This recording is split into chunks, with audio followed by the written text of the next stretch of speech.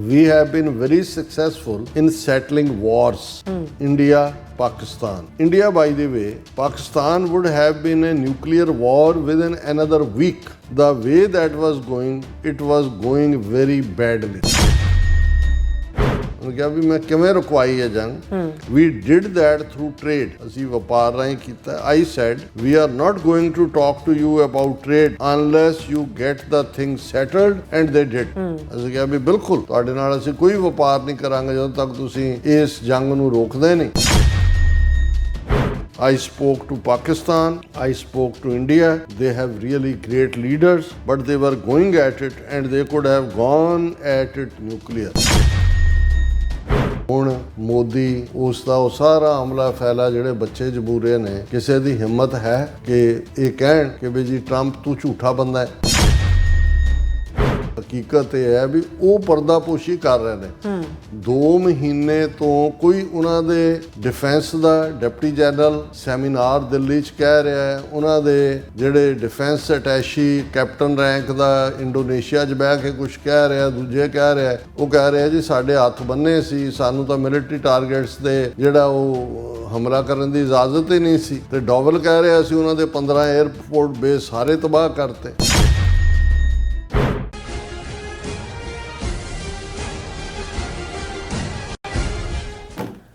Viewers welcome back on programme so viewers ਗੱਲਬਾਤ ਕਰਨ ਜਾ ਰਹੇ ਹਾਂ ਕਿ ਅਮਰੀਕੀ ਪ੍ਰੈਜ਼ੀਡੈਂਟ ਟਰੰਪ ਨੇ ਨੈਟੋ ਦੇ ਸੈਕਟਰੀ ਜਨਰਲ ਮਾਰਕ ਰੂਟੇ ਨਾਲ ਮੁਲਾਕਾਤ ਦੌਰਾਨ 20 ਵਾਰ ਇਹ ਦੁਹਰਾਇਆ ਹੈ ਕਿ ਉਹਨਾਂ ਨੇ ਭਾਰਤ ਪਾਕਿਸਤਾਨ ਦੌਰਾਨ ਜੰਗ ਨੂੰ ਰੋਕਿਆ ਨਹੀਂ ਤਾਂ ਇਹ ਇੱਕ ਹਫ਼ਤੇ ਦੇ ਵਿੱਚ ਨਿਊਕਲੀਅਰ ਜੰਗ ਹੋ ਜਾਣੀ ਸੀ ਸੋ ਇਸ ਬਾਰੇ ਆਪਾਂ ਗੱਲਬਾਤ ਕਰਨ ਜਾ ਰਹੇ ਹਾਂ ਸੋ ਅਸੀਂ ਚਾਹਾਂਗੇ ਕਿ ਤੁਸੀਂ ਇਸੇ ਤਰ੍ਹਾਂ ਬਣੇ ਰਹਿਣਾ ਦੇਖਣ ਸੁਣ ਲਈ ਲਿਖਣ ਲਈ ਤੁਹਾਡਾ ਸਭ ਦਾ ਬਹੁਤ ਬਹੁਤ ਧੰਨਵਾਦ ਜੀ ਡਾਕਟਰ ਸਾਹਿਬ ਕੀ ਵਿਚਾਰਾਂ ਨੇ ਦੇਖੋ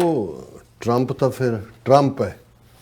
ਔਰ ਇਹਦੇ 'ਚ ਕੋਈ ਸ਼ੱਕ ਨਹੀਂ ਹੈ ਕਿ ਜਿਹੜੀ ਗੱਲ ਇੱਕ ਵਾਰ ਕੋਈ ਕਹਿੰਦਾ ਜੇ ਉਹਦੇ 'ਚ ਕੋਈ ਗਲਤੀ ਹੋਏ ਤਾਂ ਦੂਜੀ ਵਾਰ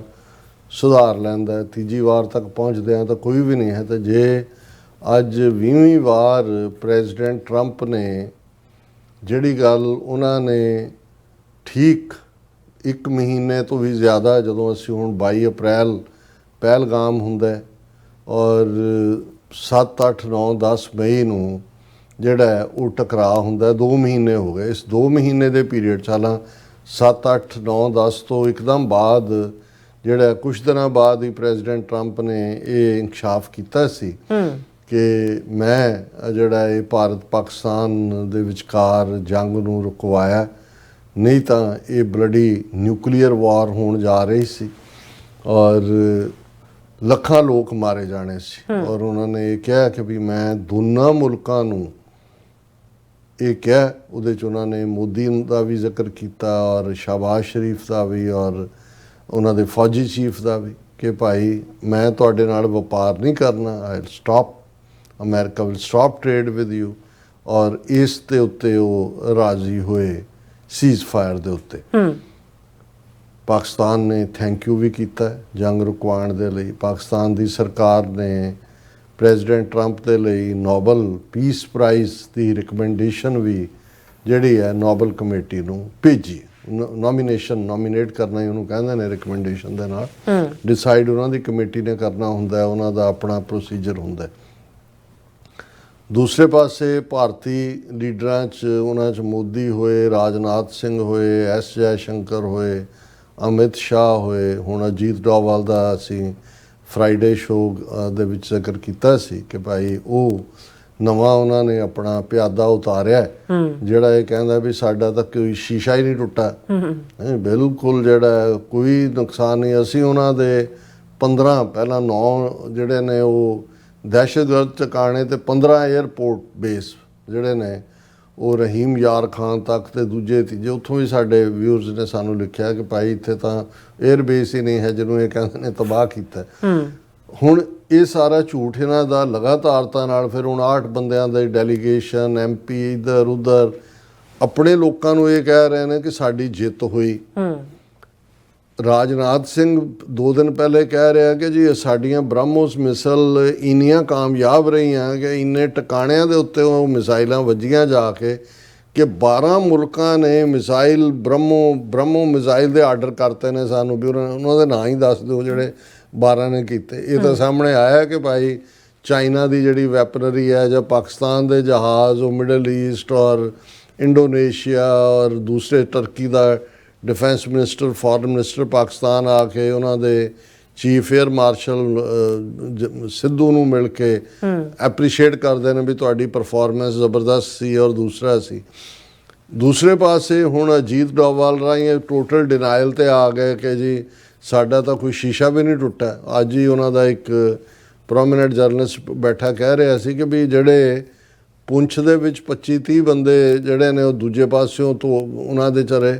ਉਹਨਾਂ ਨੂੰ ਤੁਸੀਂ ਸ਼ੀਸ਼ਾ ਵੀ ਨਹੀਂ ਮੰਨਦੇ ਵੀ ਚਲੋ ਇਹ ਵੀ ਮੰਨ ਲਓ ਵੀ ਤੁਸੀਂ ਸਾਰੇ ਉਹਨਾਂ ਦੇ 에ਅਰਪੋਰਟ ਉਡਾਤੇ, ਇਹ ਵੀ ਕਰਤਾ। ਔਰ ਅਜੀਤ ਡੋਵਾਲ ਇਹ ਕਹਿ ਰਿਹਾ ਕਿ ਜਿਹੜਾ ਫੋਰਨ ਦਾ ਮੀਡੀਆ ਹੈ, ਨਿਊਯਾਰਕ ਟਾਈਮ ਦਾ ਉਹਨੇ ਨਾਂ ਲਿਆ, ਇਹ ਨਿਊਯਾਰਕ ਟਾਈਮ ਵਾਲੇ ਇਹ ਇੱਕ ਵੀ ਕੋਈ ਇਮੇਜ ਦਿਖਾ ਦੇਣ ਕਿ ਜਿਹਦੇ 'ਚ ਭਾਰਤ ਦਾ ਨੁਕਸਾਨ ਹੋਇਆ ਹੈ। ਉਹਨਾਂ ਨੇ ਕਿਹਾ ਵੀ ਤੁਸੀਂ ਇਮੇਜ ਦਿਖਾ ਦਿਓ ਕਿ ਤੁਸੀਂ ਕਿਹੜਾ ਨੁਕਸਾਨ ਕੀਤਾ, ਬਾਕੀ ਜਿਹੜੀਆਂ ਲਾਸ਼ਾਂ ਪੁੰਛ 'ਚ ਡਿੱਗੀਆਂ ਜਾਂ ਦੂਸਰਾ ਹੋਇਆ ਜਾਂ ਰਾਫੇਲ ਜਹਾਜ਼ਾਂ ਦਾ ਕੀ ਹੋਇਆ ਦੂਜਾ। ਪਰ ਜਦੋਂ ਅਸੀਂ ਝੂਠ ਹੀ ਬੋਲਣਾ ਹੈ, ਜਦੋਂ ਕਹਿੰਦੇ ਨੇ ਜੇ ਲਾਈ ਲੋਈ ਕੀ ਕਰੇਗਾ ਕੋਈ, ਜੇ ਤੁਸੀਂ ਬੇਸ਼ਰਮੀ ਦੀਆਂ ਹੀ ਹੱਦਾਂ ਟੱਪਣੀਆਂ ਨੇ। ਲੇਕਿਨ ਮੈਂ ਸਮਝਦਾ ਹਾਂ ਵੀ ਆਫਰੀਨ ਹੈ ਪ੍ਰੈਜ਼ੀਡੈਂਟ ਟਰੰਪ ਨੂੰ ਕਿ ਉਹ ਰਿਪੀਟਡਲੀ ਖੱਬੇ ਸੱਜੇ ਘੁਮਾ ਕੇ 20ਵੀਂ ਵਾਰ ਚਪੇੜ ਮਾਰੀ ਹੈ। ਔਰ ਇਹ ਕਿਸੇ ਆਮ ਮੀਟਿੰਗ 'ਚ ਨਹੀਂ ਜਾਂ ਕਿਸੇ ਜਹਾਜ਼ ਚੜ੍ਹਦੇ ਆ ਪੌੜੀਆਂ 'ਤੇ ਖਲੋ ਕੇ ਨਹੀਂ। ਹੁਣ ਨੈਟੋ ਦਾ ਜਿਹੜਾ ਸੈਕਟਰੀ ਜਨਰਲ ਹੈ ਮਾਰਕ ਰੂਟੇ, ਉਹ ਵਾਸ਼ਿੰਗਟਨ DC ਆਇਆ ਹੋਇਆ। ਔਰ ਈਵਨ ਇਹਨਾਂ ਦੀ ਆਪਣੀ ਜਿਹੜੀ ਨਿਊਜ਼ ਏਜੰਸੀ ਹੈ ਰਾਹ ਦੀ ਆਊਟਫਿਟ ਹੈ ANI, ਉਹਨਾਂ ਨੇ ਖਬਰ ਲਾਈ ਹੈ we did that through trade Trump reiterates claim of ending India Pak conflict ਕਿ ਅਸੀਂ ਵਪਾਰ ਰਾਹੀਂ ਇਹਨੂੰ ਕੀਤਾ। ਉਹਨਾਂ ਨੇ ਕਿਹਾ ਟਰੰਪ ਨੇ ਫੇਰ ਕਿਹਾ ਕਿ ਵੀ ਉਹਨਾਂ ਨੇ ਜਿਹੜਾ ਲੋਕਲ ਟਾਈਮ ਮੰਡੇ ਇਹ ਕਿਹਾ ਕਿ he stopped the escalation of the recent India Pakistan conflict after the Pahalgam terror attack ਕਿ ਮੈਂ ਰੋਕਿਆ। ਔਰ ਫਿਰ ਉਹਨਾਂ ਦੇ ਲਫ਼ਜ਼ਾਂ ਨੂੰ ਜਿਹੜਾ ਟਰੰਪ ਦੇ ਐਗਜ਼ੈਕਟਲੀ ਕੋਟ ਅਨਕੋਟ ਦਿੱਤਾ ਵੀ ਇਹ ਉਹਨਾਂ ਨੇ ਜਿਹੜੀ ਮੀਟਿੰਗ ਸੈਕਟਰੀ ਜਨਰਲ ਨੈਟੋ ਦੇ ਨਾਲ ਮਾਰਕ ਰੂਟੇ ਨਾਲ ਹੋਈ ਉਹਦੇ 'ਚ ਉਹਨਾਂ ਨੇ ਕਿਹਾ we have been very successful in settling wars India Pakistan. India by the way Pakistan would have been a nuclear war within another week. The way that was going, it was going very badly. ਹੁਣ ਇਹ ਪਹਿਲੀ ਵਾਰ ਹੈ ਉਹਨੇ ਹਫ਼ਤੇ ਦਾ ਚ ਕਿਹਾ ਕਿ ਵੀ ਜੇ ਅਸੀਂ ਇੰਡੀਆ ਪਾਕਿਸਤਾਨ ਇਸ ਜੰਗ ਨੂੰ ਨਾ ਰੁਕਵਾਉਂਦੇ ਇੱਕ ਹਫ਼ਤੇ ਦੇ ਵਿੱਚ ਨਿਊਕਲੀਅਰ ਜੰਗ ਹੋ ਜਾਣੀ ਸੀ ਜਿਹੜਾ ਬਹੁਤ ਬੁਰਾ ਹੋਣਾ ਸੀ। He pointed to his strategy of using trade as leverage. ਉਹਨੇ ਕਿਹਾ ਵੀ ਮੈਂ ਕਿਵੇਂ ਰੁਕਵਾਈ ਹੈ ਜੰਗ। We did that through trade. ਅਸੀਂ ਵਪਾਰ ਰਾਹੀਂ ਕੀਤਾ। I said, we are not going to talk to you about trade unless you get the thing settled and they did. ਅਸੀਂ ਕਿਹਾ ਵੀ ਬਿਲਕੁਲ ਤੁਹਾਡੇ ਨਾਲ ਅਸੀਂ ਕੋਈ ਵਪਾਰ ਨਹੀਂ ਕਰਾਂਗੇ ਜਦੋਂ ਤੱਕ ਤੁਸੀਂ ਇਸ ਜੰਗ ਨੂੰ ਰੋਕਦੇ ਨਹੀਂ। ਔਰ ਉਹ ਮੰਨ ਗਏ। ਫਿਰ ਉਹਨਾਂ ਨੇ 에ਅਰਫੋਰਸ 1 ਦੇ ਉੱਤੇ ਵੀ ਉਹਨੇ ਕਿਹਾ ਕਿ ਵੀ ਜੂਨ ਮਹੀਨੇ 'ਚ ਉਹਨਾਂ ਨੇ ਕਿਹਾ ਸੀ you know I did something that people don't talk about. And I don't talk about very much, but we solved a big problem, a nuclear problem, potentially with India and Pakistan. ਕਹਿੰਦਾ ਵੀ ਜੂਨ ਮਹੀਨੇ 'ਚ ਵੀ ਕਿਹਾ ਸੀ, ਹੁਣ ਵੀ ਕਿਹਾ। ਫਿਰ ਉਹਨਾਂ ਨੇ ਅੱਗੋਂ ਇਹ ਉਹਨਾਂ ਨੂੰ ਹੀ ਕੋਟ ਕੀਤਾ ਪ੍ਰੈਜ਼ੀਡੈਂਟ ਟਰੰਪ ਨੂੰ। I spoke to Pakistan,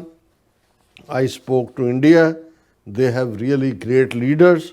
but they were going at it and they could have gone at it nuclear. ਇਹ ਲੀਡਰ ਬੜੇ ਮਹਾਨ ਨੇ ਪਰ ਉਹਨਾਂ ਨੇ ਜਿਹੜਾ ਉਹ ਨਿਊਕਲੀਅਰ ਹੋ ਜਾਣਾ ਸੀ ਔਰ ਲੱਖਾਂ ਦੀ ਤਬਾਹੀ ਹੋਣੀ ਸੀ। ਔਰ ਸਾਡੀ ਪੋਜੀਸ਼ਨ ਜਿਹੜੀ ਹੈ ਉਹ ਇਸ ਦੇ ਉੱਤੇ ਬੜੀ ਕਲੀਅਰ ਰਹੀ ਹੈ ਕਿ ਅਸੀਂ ਜੰਗ ਰੁਕਵਾਣੀ ਹੈ। ਹੁਣ ਮੋਦੀ ਉਸ ਦਾ ਉਹ ਸਾਰਾ ਹਮਲਾ ਫੈਲਾ ਜਿਹੜੇ ਬੱਚੇ ਜਮੂਰੇ ਨੇ, ਕਿਸੇ ਦੀ ਹਿੰਮਤ ਹੈ ਕਿ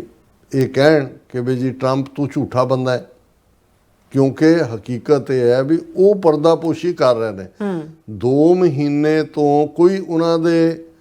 ਡਿਫੈਂਸ ਦਾ ਡਿਪਟੀ ਜਨਰਲ ਸੈਮੀਨਾਰ ਦਿੱਲੀ 'ਚ ਕਹਿ ਰਿਹਾ ਹੈ, ਉਹਨਾਂ ਦੇ ਜਿਹੜੇ ਡਿਫੈਂਸ ਅਟੈਸ਼ੀ ਕੈਪਟਨ ਰੈਂਕ ਦਾ ਇੰਡੋਨੇਸ਼ੀਆ 'ਚ ਬਹਿ ਕੇ ਕੁਛ ਕਹਿ ਰਿਹਾ, ਦੂਜੇ ਕਹਿ ਰਿਹਾ। ਉਹ ਕਹਿ ਰਿਹਾ ਜੀ ਸਾਡੇ ਹੱਥ ਬੰਨੇ ਸੀ, ਸਾਨੂੰ ਤਾਂ ਮਿਲਟਰੀ ਟਾਰਗੇਟਸ ਦੇ ਜਿਹੜਾ ਉਹ ਹਮਲਾ ਕਰਨ ਦੀ ਇਜਾਜ਼ਤ ਹੀ ਨਹੀਂ ਸੀ। ਤੇ ਡੋਵਲ ਕਹਿ ਰਿਹਾ ਸੀ ਉਹਨਾਂ ਦੇ 15 에ਅਰਪੋਰਟ ਬੇਸ ਸਾਰੇ ਤਬਾਹ ਕਰਤੇ। ਫਿਰ ਦੂਜੇ ਪਾਸੇ ਉਹਨਾਂ ਦਾ ਜਨਰਲ ਕਹਿ ਰਿਹਾ ਕਿ ਜੀ ਇਹ ਲੜਾਈ ਇਕੱਲੀ ਪਾਕਿਸਤਾਨ ਦੀ ਨਹੀਂ ਸੀ, ਤੁਰਕੀਏ ਔਰ ਚਾਈਨਾ ਉਹਨਾਂ ਨੇ ਵੀ ਪੂਰਾ ਕੀਤਾ। ਤੇ ਜੇ ਉਹਨਾਂ ਨੇ ਕੁਝ ਕੀਤਾ, ਤੁਹਾਡਾ ਨੁਕਸਾਨ ਹੋਇਆ, ਤੇ ਤੁਸੀਂ ਅਜੇ ਤੱਕ ਵੀ ਰਾਫੇਲ, ਉਹਨੂੰ ਉਹਨਾਂ ਦਾ ਚੀਫ ਕਹਿ ਰਿਹਾ ਸੀ, ਹਾਂ ਜਦੋਂ ਜੰਗ ਹੁੰਦਾ ਕੁਝ ਤਾਂ ਨੁਕਸਾਨ ਹੁੰਦਾ ਹੀ ਹੈ, ਲੇਕਿਨ ਤੁਸੀਂ ਦੇਖੋ ਵੀ ਕਿਸ ਲੈਵਲ ਦਾ ਭੰਬੜ ਭੂਸਾ ਇਹ ਖੁਦ ਉਸ ਦਾ ਸ਼ਿਕਾਰ ਨੇ। ਪਰ ਇਹਦੇ 'ਚ ਕੋਈ ਦੋ ਰਾਵਾਂ ਨਹੀਂ ਨੇ। ਉਹਨਾਂ ਦੇ ਜਿਹੜੇ ਪੈਟਰੀਓਟਿਕ ਇੰਡੀਅਨ ਵੀ ਉਹ ਕਹਿੰਦਾ ਵੀ ਭਾਰਤ ਦਾ ਥੱਲਾ ਲਾ ਦਿੱਤਾ ਇਹਨਾਂ 4 ਦਿਨਾਂ ਦੇ ਵਿੱਚ। 7 ਮਈ ਤੋਂ 10 ਮਈ ਤੱਕ ਭਾਰਤ ਦਾ ਰੈਪੂਟੇਸ਼ਨ, ਉਹਨਾਂ ਦਾ ਫੌਜੀ ਸਟੇਟਸ, ਔਰ ਜਿਹੜਾ ਈਵਨ ਇੰਡੀਆ ਨੂੰ ਸਾਊਥ ਏਸ਼ੀਆ ਦੀ ਇੱਕ ਰੀਜਨਲ ਪਾਵਰ ਦੇ ਤੌਰ ਤੇ ਵੈਸਟ ਵਾਲੇ ਦੇਖਣ ਲੱਗ ਗਏ ਸੀ,